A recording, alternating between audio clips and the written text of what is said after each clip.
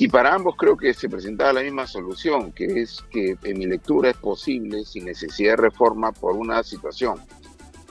Hay una línea de sucesión ya prevista en la Constitución, en el artículo 115.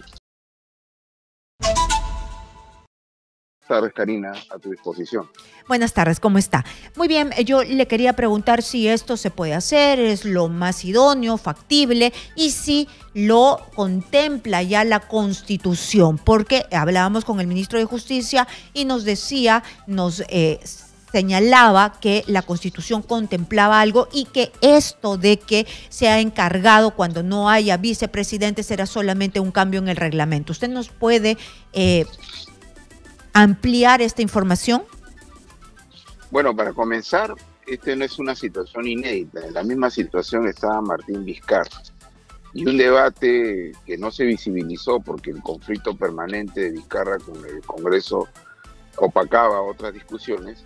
Lo cierto es que, al igual que en su momento Martín Vizcarra, hoy Dina Boluarte tiene el mismo problema. Y para ambos creo que se presentaba la misma solución, que es que en mi lectura es posible, sin necesidad de reforma, por una situación. Hay una línea de sucesión ya prevista en la Constitución, en el artículo 115, donde habla que hay un problema del presidente, del primer vicepresidente, sino el segundo vicepresidente. Y cuando hay imposibilidad permanente, o hay imposibilidad de uno de ellos, el presidente del Congreso, y que si es permanente, se tiene que hacer una convocatoria de elecciones. Por dos razones. La primera, porque el presidente del Congreso no ha sido elegido para gobernar, y consecuentemente, ante una incapacidad permanente, él debería elegir. Pero si no fuera así, fuera temporal, creo que la línea de sucesión está establecida en la propia Constitución y podría ser desarrollado a través de una ley o de una modificación al reglamento del Congreso. Y esto tendría sentido por una razón, porque a diferencia de algunas opiniones, como en su momento dio la ex magistrada Ledesma, que decía el 123 convierte al premier en el vocero de la presidenta de la República. Una cosa es la vocería y otra cosa es el mandato que tiene. Nadie eligió al premier. Lo que ha hecho la Constitución es hacer una sucesión donde se refleja será presidente de la República de manera permanente para los vicepresidentes y de manera circunstancial para el vicepresidente, y si le tocara ser permanente tendría que convocar elecciones. Todos son de elección popular. Lo eligieron a los vicepresidentes y presidentes y al presidente del Congreso. Solamente que el presidente del Congreso tendrá que tener razonablemente un mandato limitado, porque, insisto, él no ha sido elegido para gobernar. Para ser presidente, claro, para gobernar. Claro. Pero entonces, cuando se propone que el presidente del Congreso sea quien reemplace a Dina Boluarte cuando ella esté de viaje, ¿está bien que los parámetros sea que no pueda gobernar porque tenemos una presidenta en funciones? Bueno, en todo caso, lo que invita a lo razonable es que no puede hacer giros dramáticos en los planes de gobierno. Es como lo que de alguna manera hizo el presidente Sagasti, ¿no? O sea, el presidente Sagasti tampoco se atrevió a desarrollar una situación dramática, le tocó un momento circunstancial complicado, pero creo que él tenía claro que él nunca fue elegido con una propuesta de gobierno, él fue elegido para ser representante político. Lo mismo tendrá que hacer el presidente cuando temporalmente tendrá que ocupar el cargo, el presidente del Congreso cuando temporalmente tendrá que ocupar el cargo de la ministra, de la ex ministra Boluarte, la vicepresidenta y actualmente presidenta Boluarte. La elegida para gobernar ha sido ella, el presidente del Congreso no. Entonces lo razonable sería que él mantenga la situación que existe y gobierne de manera circunstancial y temporal. Muy bien, entonces esto ya está definido en la sucesión en la sucesión constitucional, que ya está definida. Todos son cargos de elección, todos son cargos de elección popular. Entonces, ¿cuál es la discusión aquí? ¿Por qué se interpreta distinto?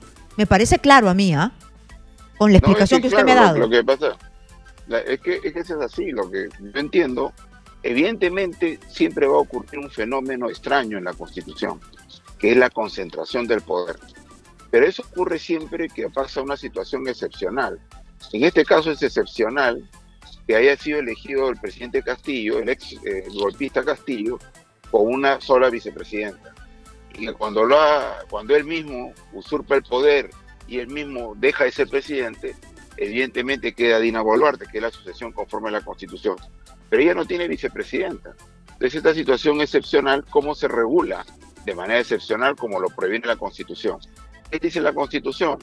Que solo podrán ser parte de la sucesión presidencial aquellos que han formado, que tienen mandato de elección popular. Temporalmente no va a haber problema, porque si no hay vicepresidente, será el presidente del Congreso. Si se convirtiera en una situación permanente, imaginemos que vuelva a ocurrir con Dina Boluarte, que espero que no ocurra, de un intento de golpe, o que haya una situación como una enfermedad o algo fuera, y ella dejar de ser presidente, el presidente del Congreso será el presidente, pero no podrá gobernar más que lo estrictamente necesario, porque está obligado en la Constitución a convocar elecciones, porque insisto, él no fue elegido para gobernar, él fue elegido para representar. En cambio, los presidentes y los vicepresidentes fueron elegidos para gobernar. Muy bien. Ahora, apartándonos un poco de este tema, está en plena discusión el tema de la reforma electoral, las reformas políticas, ¿no?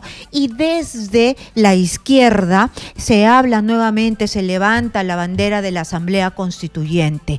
¿Esto es posible desde un experto constitucionalista? Ellos dicen que es posible, se puede poner una boleta ahí y que se pregunte y listo.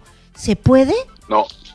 No se puede. A ver, ¿puede explicar de nuevo? Porque ya yo recuerdo que usted lo ha explicado, aquí lo han explicado todos, pero parece que en el Congreso no se quiere entender, se quiere desinformar, o yo ya no entiendo qué se quiere hacer. ¿Nos puede explicar cuáles son los pasos? No se puede porque miren, nadie está por encima, sean muchos, sean pocos o sean algunos, nadie puede estar por encima de la Constitución y de la ley en general. Los estados constitucionales son estados de derecho, quien gobierna son las normas. Y en la Constitución existe una norma que dice que cualquier reforma, total o parcial, se tiene que desarrollar a través del procedimiento de reforma constitucional. Eso para decirlo jurídicamente. Políticamente hay una explicación para eso. Porque ¿de qué manera podemos tener una Constitución que quiere gobernar, ser suprema y gobernar un proceso político donde está un pueblo que supuestamente puede hacer lo que quiera con ella a cualquier momento porque tiene poder constituyente? Porque lo que ahorita queremos hacer hoy día como excepcional, si acogemos la interpretación de estos señores, cada 5 años vamos a tener nueva constitución. ¿Por qué? Porque el pueblo lo puede. Y no es así. En los estados constitucionales hasta el pueblo está limitado. Entonces, para efectos de conciliar esa idea de una constitución que quiere ser suprema y un pueblo que podría hacer lo que quiera y con eso la Constitución ya no es suprema, se aparece la figura de la reforma constitucional. Entonces, las reformas constitucionales son aquellas situaciones que centrifugan esa tensión y donde permite establecer que la Constitución es la norma suprema. Y es tan suprema que hasta ahora, como hemos podido ver, si el presidente Castillo fue hasta el momento en que él mismo quiso dejar de ser presidente y ser un usurpador, un golpista, se mantenía en el poder gracias a la Constitución. El Congreso no se cerraba gracias a la Constitución. Entonces, el presidente Castillo fue elegido gracias a la Constitución. Los expresidentes vivos del Perú, que están siendo condenados, procesados, investigados, extraditados y hasta un suicida, lamentablemente. Todo eso porque en la Constitución vive la autonomía y la independencia de los poderes. Entonces, ¿por qué pasó que el golpista Castillo no le hicieron caso?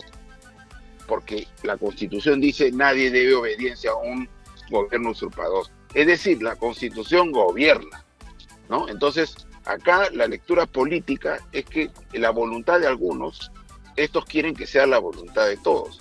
Y no se trata de decir no le tenga miedo al pueblo, esa es una falacia y esa es una mentira. Porque la primera mentira que se establece aquí es que le atribuyen a la Constitución culpas que no tiene ni puede tener. Pero también se le atribuyen virtudes que no tiene ni podrá tener. Entonces le están atribuyendo unas culpas que no puede tener y le están atribuyendo unas expectativas que tampoco puede tener.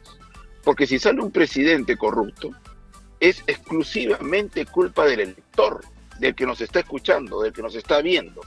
Tú eres tan responsable y tú solo eres responsable, porque no se trata aquí de que la Constitución te mande a elegir a un mediocre golpista.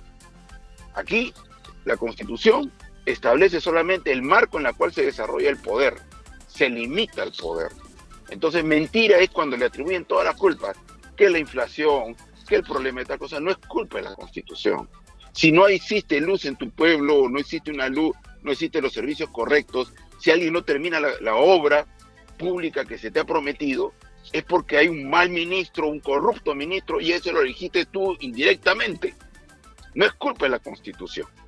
Entonces, ese problema, donde ficticia, hechizamente, a la malicia, le establecen culpas a la Constitución, y además la ponen como si la Constitución fuera la creadora de situaciones mágicas.